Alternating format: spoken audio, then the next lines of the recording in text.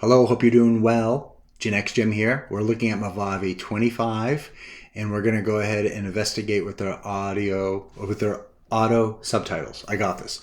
This is a very easy software. It's not too expensive, and I'm going to mention at the end on why I like this software better than Filmora as well as Camtasia for this feature. So as you can see, I have a clip open and I just cut a small portion that's highlighted. So whatever you want to have this feature generate, you want to highlight that portion.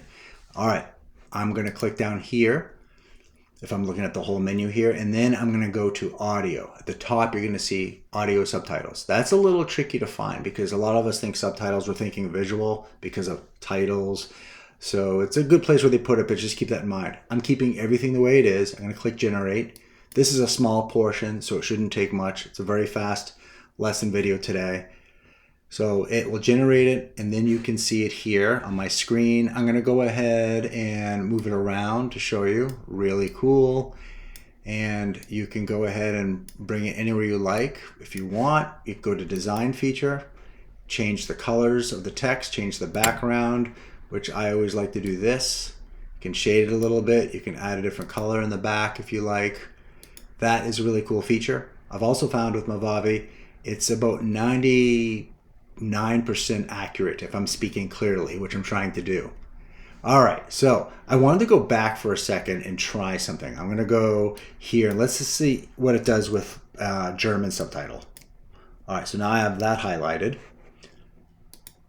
and I'll keep this in the video if it does generate it to German. This will be interesting. I'm thinking it won't, but this is, oh. All right, this is really cool. I've heard a lot of creators, if they put their subtitles in different languages, you can make some serious money because you can get your content to a bigger audience. So this is a surprise bonus. And the other surprise is why I like Movavi better than, let's say, Filmora. The last time I used Filmora, they would charge you per character. That's right. So after 250 letters, you'd have to pay more money. It was based on time or based on letters in this case. That's crazy. Maybe it was time now I think about it. Anyway, that was crazy. So after 2 minutes, you'd lose all your points and you have to put more money for that to work because Filmora loves money.